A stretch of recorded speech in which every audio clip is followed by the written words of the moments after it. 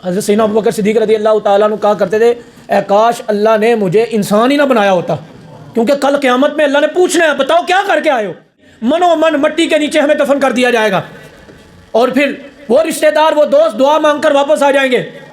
ایک دو دن پریشانی رہے گی، ایک دو دن حسرت رہے گی، ہمارا والد تھا، ہمارا بھائی تھا، ہماری والدہ تھی، ہمارا رشتہ دار تھا، ہمارا دوست تھا، اکٹھے بیٹھتے تھے۔ اللہ کے رسول کا فرمان ہے جس کی 60-70 سال عمر ہو جائے، 50 سال کے بارے میں بھی کہا، 60 سال کے بارے میں بھی کہا، 70 سال کے بارے میں کہا، وہ ہمیں نہ کہے اللہ نے ٹائم نہیں دیا۔ وہی ہنسی، وہی مذاق، وہی ٹی وی کی زینت، وہی آج کل موبائل کی زینت، ایسے ہی فلمیں ڈرامے، وہی گانے باجے، کوئی پتہ نہیں کہ شب برات کی رات ہے، کوئی پتہ نہیں کہ اللہ کی رحمت 7ویں آسمان سے آج پہلے آسمان پہ ہے۔ یہ پھل، یہ سبزیاں، یہ اناج، یہ سب کچھ اللہ کا ہے، رزق سارا کا سارا اللہ کا ہے، اللہ ہی عطا فرماتا ہے۔ شیخ سعدی شرازی رحمۃ اللہ علیہ فرماتے ہیں اللہ نے جنیاں تو نعمتاں دتیاں نے نا، اگر ہر ساہ دے وچ بھی اللہ کا شکر ادا کرو پھر بھی تھوڑا ہے۔ اللہ نے جسم دیا جو انسان بنا اس کی بات ہو رہی ہے، جو گاڑی دی، بنگلہ دیا، جو اللہ پاک نے زمینیں دی، جو کاروبار دیا، اس کی بات ہو ہی نہیں رہی۔ کسی وقت بھی، کسی لمحے بھی، وہ رات ہو، دن ہو، دوپہر ہو، شام ہو، کوئی پکارتا ہے اللہ مجھے بخش دے تو اللہ اپنے دست رحمت میں اس کو جگہ عطا فرماتا ہے۔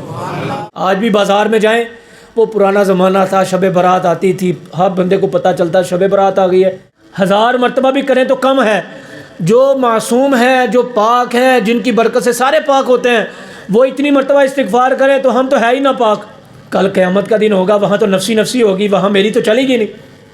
وہاں پر تو جب اللہ کا حکم ہو جائے گا فرشتے گھسیٹ کر سب کے سامنے مجھے جہنم میں ڈال آئیں گے، گرا آئیں گے، وہاں پر میری تو چلے گی نہیں۔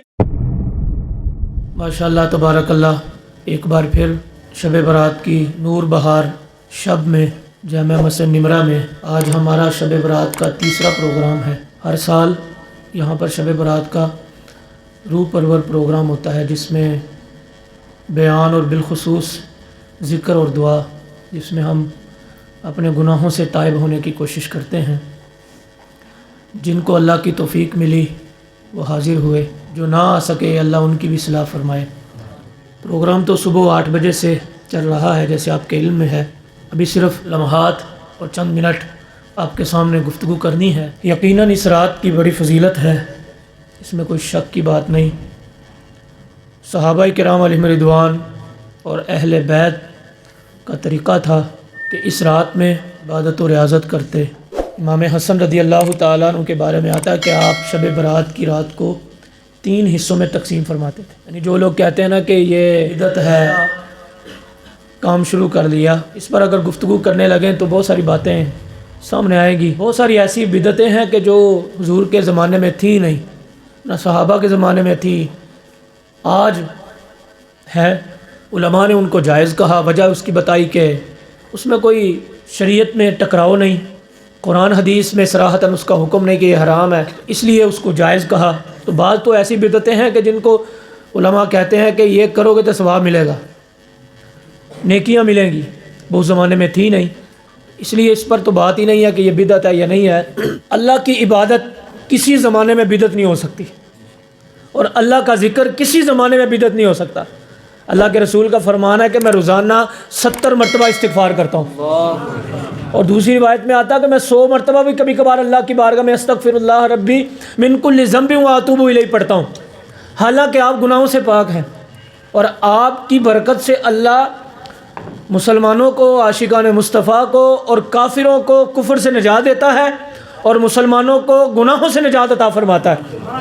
لیکن اللہ کے رسول 100 مرتبہ استغفار کرتے ہیں، اس کا مطلب کیا ہوا کہ ہر گھنٹے میں کئی مرتبہ استغفار ہے، ٹھیک ہے، لیکن ہم 1 مرتبہ بھی شاید پڑھ لیں تو ہم کہتے ہیں میں نے توبہ کر لی ہے۔ اللہ کے رسول صلی اللہ تعالیٰ علیہ وسلم کا یہ عمل ہمیں بتا رہا ہے کہ ہم اللہ کی بارگاہ میں 100 مرتبہ بھی استغفار کریں تو کم ہے، 1000 مرتبہ بھی کریں تو کم ہے۔ جو معصوم ہے، جو پاک ہے، جن کی برکت سے سارے پاک ہوتے ہیں، وہ اتنی مرتبہ استغفار کریں تو ہم تو ہے ہی نہ پاک، ہم تو گناہوں سے بھرے ہوئے ہیں، ہمارا حق کتنا بنتا ہے کہ ہم روزانہ استغفار کریں۔ تو اس لیے بھائیو، ابھی بھی یہاں پر ہم بیٹھے ہوئے ہیں اللہ کی عبادت کرنے کے لیے۔ صلاۃ و تسبیح کی بعد جماعت نماز ہوگی، بعد میں ذکر ہوگا، دعا ہوگی، رو رو کر اللہ کی بارگاہ میں دعا کریں گے، پھر پتہ نہیں سال میں موقع ایسا ملتا کہ نہیں ملتا، اور پھر یہاں پر میں عرض کروں اکیلے بیٹھ کر بھی دعا مانگی جائے اللہ قبول کرتا ہے، لیکن جماعت کے ساتھ جو نماز پڑھی جاتی ہے نا اس کے بارے میں آتا ہے کہ میں اکیلے اگر پڑھوں تو ہو جائے گی، لیکن جماعت کے ساتھ نماز پڑھنے کی برکت یہ ہے، ہو سکتا ہے کہ میری قبول نہ ہو لیکن جو میرے ساتھ کھڑا ہے اللہ اس کی برکت سے قبول فرما لے۔ یہ اجتماعیت کا فائدہ ہے۔ اسی طرح ہم یہاں پر حاضر ہیں، اکٹھے بیٹھے ہوئے ہیں، میں گناہ گار ہوں، میرے الفاظ قبول نہیں، میں سیاہ کار ہوں، میرے اعمال قبول نہیں، میرے الفاظ بارگاہ الہی میں نہیں قبول، رحمت نہیں مل رہی، میں دعا کر رہا ہوں، لیکن ہو سکتا ہے یہاں پر بیٹھا ہوا کوئی آمین کہہ دے تو اللہ سب کی بگڑی بنا دے۔ تو یہ اجتماعیت کا فائدہ ہے۔ اسی وجہ سے کہا جاتا ہے جماعت کے ساتھ نماز ادا کرو، اسی وجہ سے کہا جاتا ہے اجتماع میں آؤ، یہاں پر صلاۃ التسبیح کی بعد جماعت نماز ادا ہوگی، کسی کی وجہ سے اللہ بخشش فرما دے گا، کسی کی وجہ سے اللہ ہمارے گناہوں کو معاف فرما دے گا۔ تو اس لیے یہ اجتماع کوئی معمولی اجتماع نہیں ہے، یہ عام بات نہیں ہے کہ جو آپ یہاں پر بیٹھے ہیں اپنا وقت نکال کے۔ کئی تو ایسے لوگ ہیں باہر جو آتش بازی کر رہے ہیں، جنہوں نے اپنے بچوں کو پیسے دے کر کہا جاؤ آتش بازی کرو، اور خود وہ ساتھ ملے ہوئے ہیں، چھتوں پہ چڑھے ہوئے ہیں، حالانکہ حکومت نے پابندی بھی لگائی، لوگ کہتے بھی ہیں یہ کام نہ کریں، لیکن اس کے بعد شیطان ہے نا، شیطان سب کو وسوسے دلاتا ہے یہ کام بھی ہونا چاہیے۔ بچے ہیں خیر ہے، لیکن یہ نہیں پتہ میں پیسہ دے کر بچوں کو جہنم کا ایندھن بنا کر دے رہا ہوں، یہ خود خریدنا ہے جہنم کا ایندھن۔ تو اس لیے کوئی تو وہ لوگ ہیں کہ جو باہر آتش بازی کر رہے ہیں، کوئی ایسے ہیں جو کاروبار کے اندر مصروف ہیں۔ آج بھی بازار میں جائیں، وہ پرانا زمانہ تھا، شب برات آتی تھی، ہر بندے کو پتہ چلتا شب برات آ گئی ہے، تھوڑا خوف ہوتا تھا، غم ہوتا تھا کہ اللہ اللہ کرنا ہے، اللہ کی بارگاہ میں استغفار کرنا ہے۔ لیکن آج ابھی بھی آپ چلے جائیں تو بازار بھرا ہوگا، دکانیں خالی نہیں ہوں گی، گھروں میں چلے جائیں وہی ہنسی، وہی مذاق، وہی ٹی وی کی زینت، وہی آج کل موبائل کی زینت، ایسے ہی فلمیں ڈرامے، وہی گانے باجے، کوئی پتہ نہیں کہ شب برات کی رات ہے، کوئی پتہ نہیں کہ اللہ کی رحمت 7ویں آسمان سے آج پہلے آسمان پہ ہے۔ اللہ کے رسول نے فرمایا آج کی رات اللہ کی رحمت پکارتی ہے کوئی مغفرت مانگنے والا، کوئی مغفرت مانگے گا اس کی مغفرت کر دی جائے گی، کوئی رزق مانگے گا اس کو رزق دیا جائے گا، جو گناہوں سے تائب ہونا چاہے گا گناہوں سے توبہ مل جائے گی، جو یہ چاہے گا اللہ بلاؤں کو ٹال دے، اللہ بلاؤں کو ٹال دے گا۔ الغرض جو کچھ بھی مانگے گا اللہ عطا فرماتا ہے، لیکن مانگنے والے جو ہے وہ گنگے بن کے بیٹھ گئے ہیں، مانگنے والے شیطان کو خوش کر رہے ہیں، حالانکہ رب کہتا ہے میری بارگاہ میں اصرار کرو، بار بار پکارو، بار بار فریاد کرو، بار بار رو، بار بار مجھے کہو، بار بار مجھ سے عرض کرو، جب تم کہو گے تو میں تمہاری فریاد کو سنوں گا۔ اب دیکھیں میں یہاں پر آپ کے سامنے ایک حدیث پاک کہ اللہ پاک یہ شب برات کی رات ہے، یہ تو ویسے ہی برکت والی رات ہے، لیکن ایک حدیث آپ کے سامنے پورے سال کے لحاظ سے، چونکہ یہ رات تو گزر جانی ہے، ہو سکتا ہے کہ اگلے شب برات ہم دیکھیں یا نہ دیکھیں، اور یہ بھی ممکن نہیں ہے، کوئی پتہ نہیں کہ ہم فجر کی نماز پڑھیں یا نہ پڑھیں، صبح اٹھیں یا نہ اٹھیں، کوئی بھروسہ نہیں، کسی کو پتہ نہیں۔ بخاری اور مسلم کی حدیث ہے، اللہ کے رسول صلی اللہ تعالیٰ علیہ وسلم نے ارشاد فرمایا ان اللہ تعالیٰ یبسط یدہ باللیل لیتوب مسیء النہار۔ اللہ کے رسول نے ارشاد فرمایا کہ جب اللہ تبارک و تعالیٰ رات فرماتا ہے، جب دن ہوتا ہے، تو اللہ پاک کس قدر برکتیں عطا فرماتا ہے، اللہ پاک اپنا دست رحمت کھول لیتا ہے۔ یادہ کا مطلب ہے ہاتھ، لیکن اللہ ہاتھ سے پاک ہے، اس کا مطلب یہ کہ اللہ دست رحمت کھول دیتا ہے۔ کس وجہ سے؟ کہ کوئی مجھ سے آ کر رحمت مانگے، اور جو بندہ رحمت مانگتا ہے تو اللہ اپنے دست رحمت میں اس کو ڈھانپ لیتا ہے۔ سبحان اللہ۔ یہاں پر میرا ہاتھ ہے نا، آپ مجھ سے مانگیں گے میں 100 دے دوں گا، 500 دے دوں گا، 1000 دے دوں گا، لاکھ دے دوں گا، کتنا دے دوں گا اپنی توفیق کے برابر، ٹھیک ہے۔ کئی مرتبہ ایسا ہوتا ہے 10 دیتے ہیں، لیکن یہ انسان ہے، لیکن اللہ تبارک و تعالیٰ کی بارگاہ میں اللہ کے رسول صلی اللہ تعالیٰ علیہ وسلم نے ہمیں بتایا کہ اللہ کی بارگاہ میں بندہ کتنا مقبول ہوتا ہے۔ دن کے ٹائم جس وقت مرضی کوئی شخص مانگے تو اللہ تبارک و تعالیٰ کتنا عطا فرماتا ہے۔ جب رات ختم ہو جاتی ہے دن چڑھتا ہے اس وقت سے لے کے جب تک رات آتی ہے، رات سے مراد یہ غروب آفتاب، اللہ پاک اپنا دست رحمت کھول لیتا ہے. جو فریاد کرتا ہے کہ اللہ مجھے بخش دے، مجھے اپنی رحمت عطا فرما، تو اللہ تبارک و تعالیٰ اس کو اپنی رحمت کے سائے میں ڈھانپ لیتا ہے، دست رحمت میں اس کو جگہ عطا فرماتا ہے.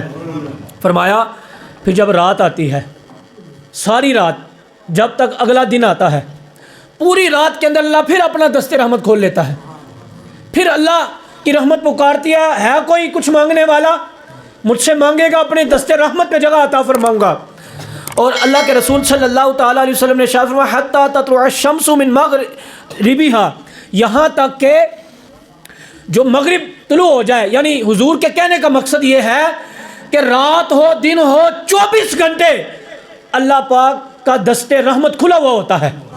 کسی وقت بھی، کسی لمحے بھی، وہ رات ہو دن ہو دوپہر ہو شام ہو، کوئی پکارتا ہے اللہ مجھے بخش دے، تو اللہ اپنے دست رحمت میں اس کو جگہ عطا فرماتا ہے جیسا اس کی شان کے لائق ہے. مجھے بتائیں اللہ کس قدر مہربان ہے بندے پر، کہ اللہ کہتا ہے مجھ سے مانگو تو صحیح، مجھے کہو تو صحیح، مجھ سے عرض کرو تو صحیح، میں عطا فرماؤں گا. لیکن بندہ ہے، اپنی فکر ہے اس کو دنیا. آج کسی سے بات کرے نا کہ پاکستان میں رہ کر تمہاری دکان چل رہی ہے، کاروبار، کہتا ہے پاکستان کی رکھا ہے. یعنی اتنا نہ شکرہ بندہ ہو گیا کہ اللہ تبارک و تعالیٰ نے اتنا دیا، پاکستان کی رکھا ہے. حالانکہ پاکستان میں پیدا ہوا، پاکستان نے کاروبار دیا، پاکستان نے زمینیں دیں، پاکستان نے گھر دیا، تو بندہ اتنا ناشکرہ ہو گیا. اس کا مطلب پاکستان کا ناشکری نہیں کر رہا، بندہ پاکستان کی ناشکری نہیں کر رہا بلکہ اللہ کی ناشکری کر رہا ہے. اللہ نے سب کچھ دیا، پاکستان نے تو نہیں دیا، دیا تو اللہ نے ہے. پاکستان میں تو ہم رہتے ہیں، تو دیا اللہ نے، تو ہم کیا پاکستان کی رکھے جی. تو بندہ اتنا ناشکرہ ہے، اتنا اللہ نے دیا، کھاتا رہتا ہے، کبھی کبھار اتنا پیٹ بھر جاتا ہے، گھر والے کھانا دیتے ہیں، کہتا ہے بھرا ہوا ہوں، ابھی نہیں حاجت کھانے کی. اللہ نے اتنا نوازا ہوا ہے، پھر بھی جب کوئی تبصرہ ہونا، کوئی گفتگو ہو، کہتا ہے بس جی وہ اتنے کی رکھے آجے. یعنی اس کا مطلب یہ انسان ہر لحاظ سے ناشکر ہے. لیکن اللہ تبارک و تعالیٰ کی بارگاہ میں ناشکرہ ہونے کے باوجود اللہ فرماتا ہے جب بھی مجھ سے مانگو گے میں عطا فرماؤں گا. آج میں کسی پر احسان کر دوں نا اور وہ کسی کے سامنے بات کرتا ہے بندہ ہی نہیں صحیح ہے، تو ہم دوبارہ اس پر احسان نہیں کریں گے. کہیں گے یار یہ تو احسان یاد ہی نہیں رکھتا، نیکی یاد ہی نہیں رکھتا، ہم نے اس کے ساتھ بھلا کیوں کرنا ہے؟ میں نے اس کو فلاں وقت میں پیاسا تھا پانی پلایا، کھانا کھلایا، فلاں وقت میں ضرورت تھی اس کو پیسے دیے، اس کا کام آیا، لیکن یہ کام کو یاد ہی نہیں رکھتا، نیکی کو یاد ہی نہیں رکھتا. لیکن اللہ تبارک و تعالیٰ فرماتا ہے تم ہے میرے ناشکرے ہو، ناشکری کرتے ہو، میری نعمتوں کو یاد نہیں رکھتے، میری رحمتوں کو یاد نہیں رکھتے، جو میں نے تمہیں برکتیں دی تم یاد نہیں رکھتے. لیکن پھر بھی میں کہتا ہوں جب بھی مانگو گے میں عطا فرماؤں گا. یہ اللہ کی رحمت ہے، کہتی ہے کہ ہم سے مانگو ہم عطا فرمائیں گے، تو بندہ پھر بھی نہ مانگے. عجیب بات ہے. یہ ایک ہوتا ہے نا کہ بندہ کہے کہ یار میں اس کے سامنے جاؤں گا تو کیا منہ دکھاؤں گا، تو اللہ فرماتا ہے وہ آؤ تو صحیح، تم مانگو گے میں دوں گا. لیکن بندہ ہے، اب دیکھیں کتنا بڑا محلہ ہے، کتنا بڑا علاقہ ہے، لیکن آپ دیکھیں چند گنتی کے لوگ بیٹھے ہوئے ہیں.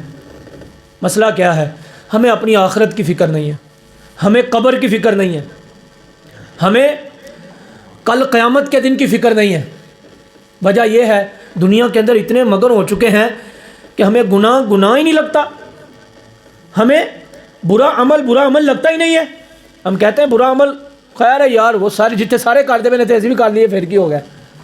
جتنے سارے داڑھی نہیں رکھتے ایسی بھی نہیں رکھی، جتنے سارے نماز نہیں پڑھتے ایسی بھی نہیں پڑھتے، جتنے سارے گناہ کرتے ایسے بھی کر لینا، پھر کی ہو گیا. حالانکہ یہ جو کہا جاتا ہے نا کہ پھر کیا ہو گیا، دیکھی جائے گی، یہ کل قیامت کا دن ہوگا، پھر پتہ چلے گا. یہ قبر کے اندر جب اندھیرا ہی اندھیرا ہوگا. آج لائٹ جاتی ہے تو یو پی ایس کی سہولت ہے، جنریٹر کی سہولت ہے، موبائل کی سہولت ہے، لائٹ آن کر دیتے ہیں. اندھیرا ہمیں اچھا نہیں لگتا، لیکن اندازہ کریں وہ قبر کا مرحلہ، قبر کے اندر ہم جائیں گے. اس سے پہلے اگر تھوڑا سا غور تفکر کریں، ایک چودھری ہوتا ہے بندہ، عالم ہوتا ہے، مفتی ہوتا ہے، پورے شہر میں، علاقے میں، محلے میں نام ہوتا ہے اس کا، فلاں بندہ. جب اس کا نام لیا جاتا ہے، اگر عالم ہوگا توجہ ادھر چلی جائے گی، چودھری ہوگا تو ذہن ادھر چلا جائے گا، نامی کی نامی ہوگا اس طرف چلا جائے گا. لیکن جب چارپائی پہ لیٹا ہوگا اس کا اعلان ہوگا، پھر اس کا چدراہٹ، اس کا علم، اس کا کوئی کام اس کے کام نہیں آئے گا. اب چارپائی کے ارد گرد اس کے رشتہ دار دوست سارے کھڑے ہوں گے، حسرت بھری نگاہوں سے دیکھ رہے ہوں گے، لیکن وہاں پر کوئی چیز کام نہیں آئے گی، وہاں پر کسی چیز نے کام نہیں آنا۔ اب وہ اٹھ کر نہ کسی کے سلام کا جواب دے سکتا ہے، نہ کسی کا حال پوچھ سکتا ہے، نہ اپنے کپڑے تبدیل کر سکتا ہے، نہ خود غسل کر سکتا ہے، بلکہ لوگوں نے کپڑے تبدیل کرانے ہیں، لوگوں نے غسل کرانا ہے، اور پھر لوگوں نے جنازہ پڑھنا ہے، پھر لوگوں نے قبر میں دفنانا ہے۔ آج میرے کپڑوں کے اوپر تھوڑی سی مٹی لگ جائے، تھوڑا سا غور تفکر کریں ان الفاظ پر، جتنے بھی ہم بیٹھے ہوئے ہیں، میرے کپڑوں پر مٹی لگ جائے تو میں جھاڑ کر کپڑے صاف کر لیتا ہوں، لیکن قبر کے اندر مجھے اتارا جائے گا، مٹی اوپر گر رہی ہوگی، کوئی طاقت نہیں ہوگی میرے پاس میں اپنے ہاتھ سے مٹی ہٹا لوں۔ وہ سفید رنگ کا کفن ہوگا، میں مٹی ہٹا کے اس کو صاف کر لوں، لیکن اتفاق کی بات اگر تھوڑی بہت مٹی گرے گی کوئی صاف بھی نہیں کرے گا۔ ایسے ہی منو من مٹی کے نیچے ہمیں دفن کر دیا جائے گا، اور پھر وہ رشتہ دار، وہ دوست دعا مانگ کر واپس آ جائیں گے۔ ایک دو دن پریشانی رہے گی، ایک دو دن حسرت رہے گی، ہمارا والد تھا، ہمارا بھائی تھا، ہماری والدہ تھی، ہمارا رشتہ دار تھا، ہمارا دوست تھا، اکٹھے بیٹھتے تھے، لیکن دو چار دن کے بعد، پھر وہ ہفتے بعد، مہینے کے بعد، پھر سال کے بعد عید پر یاد آئے گا، پھر چلتے چلتے ایک دن ایسا بھی آئے گا بھول جائے گا ہمارا کوئی خاندان کا فوت ہوا تھا۔ پھر ایک وقت ایسا بھی آتا ہے کہ لوگ قبرستان میں قبر بھول جاتے ہیں اپنے رشتہ دار کی۔ یہ بھی لمحات آتے ہیں، دادے کی قبر کا کوئی پتہ نہیں، پر دادے کی کا کوئی پتہ نہیں، یہ پتہ ہے میں چودھریوں کے خاندان کا ہوں، یہ پتہ ہے میں فلانے خاندان کا ہوں، میرے رشتہ دار، میرے ابا اجداد تو بڑا نام رکھتے تھے، لیکن پوچھا جائے بتا تو صحیح پردادے کی قبر کہاں پر ہے، شاید کسی کو پتا ہو، یہ بتا تو صحیح کہ تیرے پردادے کے عمل کیسے تھے، کوئی پتہ نہیں۔ اس لیے آج کی رات ہم نے اپنے اعمال کو دیکھنا ہے، اپنی زندگی کے لمحات کو دیکھنا ہے کہ ہمارے کیسے گزر رہے ہیں، اور ہم نے اس پر توبہ و نادم ہو کر یہاں سے اٹھ کر جانا ہے۔ اور یہ پروگرام کرنے کا مقصد بھی تب مکمل ہوگا کہ جب ہم مکمل نادم ہو کر جائیں گے کہ ہم واقعتاً ناشکر ہیں۔ اور یاد رکھیے گا، ہم جو پاکستان کی باتیں کرتے ہیں، ہم ادھر ادھر کی باتیں کرتے ہیں، اس کے پیچھے یہ ہو رہا ہے ہم اللہ کی ناشکری کر رہے ہوتے ہیں، حقیقت یہ ہے کہ اللہ کی ناشکری کر رہے ہیں۔ تو اس لیے اللہ پاک کی ناشکری کبھی بھی نہیں کرنی چاہیے کسی طریقے سے، چاہے ڈائریکٹ چاہے انڈائریکٹ۔ تو اللہ تبارک و تعالی ہمیں اپنی محبت عطا فرمائے۔ میں یہاں پر آخر میں ایک واقعہ عرض کرتا ہوں، سمجھ لو یہ ساری تقریر ہوگی، امید ہے کہ ہمیں کچھ نہ کچھ نادم ہونے کا موقع ملے گا، اپنی اصلاح کا، اپنا محاسبہ کرنے کا موقع ملے گا۔ ہمارے اولیاء کرام رضوان اللہ تعالی علیہم اجمعین، انہوں نے اپنی زندگیاں جو گزاری، جو اپنے لمحات گزارے، بڑے کمال کے گزارے، لوگوں کی اصلاح پر وقف کر دیے۔ آج کل کوئی مولوی ہوتا نا، اس کے پاس ہم بیٹھتے ہیں، کہتے ہیں مولویوں کو کاروبار بھی کرنا چاہیے، ٹھیک ہے کرنا چاہیے، ٹھیک ہے تہاڈا اپنا موقف ہے جڑا اپنا مشورہ دیندے نے، لیکن مجھے بتائیں اگر سارے مولوی کاروبار کرنا شروع کر دیں تو پھر لوگوں کو قرآن حدیث کی بات کون بتائے گا؟ اور جو حالات چل رہے ہیں کاروبار کے اندر، جو مگن ہوتا ہے، جو جاتا ہے، پھر یہ نہیں کہتا کہ جتنا ملا ہے اللہ کا شکر ہے، وہ کہتا ہے یہ کم ہے، اور زیادہ اور زیادہ اور زیادہ، کرتے کرتے کرتے کرتے کدھر جاتا ہے؟ قبر کے اندر، سیدھا الہاکم التکاثر حتی زرتم المقابر، مالوں کی کثرت میں برباد کر دیا۔ اللہ فرماتا ہے یہاں تک کہ یہ قبروں کا منہ دیکھیں گے، یعنی کہتے جاتے ہیں کہ تھوڑا ہے تھوڑا ہے تھوڑا ہے، تھوڑا تھوڑا کرتے کرتے وہ قبر میں جا کر ہم گرتے ہیں۔ اگر وہ پہلے دن جو تھوڑا نا، اس پر ہم کہتے تھے یا اللہ تیرا شکر ہے، جیڑا دیتا ہی سونا ہی دیتا ہی، یقین کریں اسی کے اندر اللہ پاک برکت عطا فرما دے گا۔ ہم کہتے ہیں تھوڑا ملا ہے کہ مولویاں دی کی زندگی ہے، مزدوراں دی کی زندگی ہے، مستریاں دی کی زندگی ہے، وکیلاں دی کی زندگی ہے، سیاستداناں دی کی زندگی ہے، فلانے دی کی زندگی ہے، فلانے دی کی زندگی ہے۔ او بھائیو، جس کو اللہ نے جہاں رکھا ہے وہ ٹھیک ہی رکھا ہوا ہے، اللہ پاک جو کرتا ہے وہ ٹھیک ہی فرماتا ہے، لیکن ہم ہیں نہیں جی بس جی یہ ہو گیا وہ ہو گیا۔ او بھائیو، اللہ کا شکر ادا کرو۔ میں کہتا ہوں اس سے بڑا اللہ کا شکر ہو سکتا ہے؟ رب چاہتا، حضرت سیدنا ابوبکر صدیق رضی اللہ تعالیٰ عنہ کہا کرتے تھے، اے کاش اللہ نے مجھے انسان ہی نہ بنایا ہوتا، کیونکہ کل قیامت میں اللہ نے پوچھنا ہے بتاؤ کیا کر کے آئے ہو، انسانوں سے پوچھا جانا ہے۔ اور انسان کے بارے میں کہا لقد خلقنا الانسان فی احسن تقویم، انسان کو سب سے خوبصورت بنایا۔ اور بھائی اس کا شکر ہم ادا نہیں کر سکتے۔ اللہ چاہتا تو جانور بنا دیتا، کیڑے مکوڑے بنا دیتا، اللہ چاہتا تو درخت بنا دیتا، کیا کر لیتے؟ اللہ نے انسان بنایا تو میں کہتا ہوں اسی کا شکر ادا کرنے لگے نا. شیخ سعدی شرازی رحمۃ اللہ علیہ فرماتے ہیں اللہ نے جنیاں تو نعمتاں دتیاں نے نا, اگر ہر ساہ دے وچ بھی اللہ کا شکر ادا کرو پھر بھی تھوڑا ہے. کیونکہ بندہ جب سانس لیتا ہے تو 2 سانس آتے ہیں, ایک اندر ایک باہر, تو ہر سانس میں ایک ہی بار سبحان اللہ کہے گا نا, 2 مرتبہ تو کہہ نہیں سکتا. ٹھیک ہے, سانس روک کر ہی کہہ سکتا ہے 2-4 مرتبہ, لیکن وہ کتنی مرتبہ کہے گا؟ 1 مرتبہ سانس روکے گا, 2 مرتبہ, 3 مرتبہ, ہر بار سانس روک کر 2-4 مرتبہ کہا ہی نہیں جائے گا. فرماتے ہیں ہر سانس میں بھی سبحان اللہ کہو گے نا تب بھی اللہ کا شکر ادا نہیں ہو سکتا. صرف کہا سانس کا, یہ جو اللہ نے جسم دیا, جو انسان بنایا, اس کی بات ہو رہی ہے. جو گاڑی دی, بنگلہ دیا, جو اللہ پاک نے زمینیں دی, جو کاروبار دیا, اس کی بات ہو ہی نہیں رہی. سیدنا ابراہیم بن ادم رحمۃ اللہ تعالیٰ علیہ, آپ کے پاس ایک بندہ آیا, کہنے لگا حضرت اللہ نے کاروبار بھی عطا کیا, اولاد بھی دی, سب کچھ دیا, لیکن نہ گناہ کرتا ہوں پھر توبہ کرتا ہوں, پھر گناہ کرتا ہوں, پھر توبہ, بار گناہ کرنے کے بعد پھر گناہ کر لیتا ہوں, گناہوں سے میں باز نہیں آ رہا, گناہ کرتا جاتا ہوں, گناہ ہی گناہ ہو رہے ہیں. تو مجھے کوئی نصیحت کریں, کوئی ایسی بات بتائیں کہ میں گناہوں سے دور ہو جاؤں تاکہ اللہ تبارک و تعالیٰ میری بخشش فرما دے, میں نیک بن جاؤں.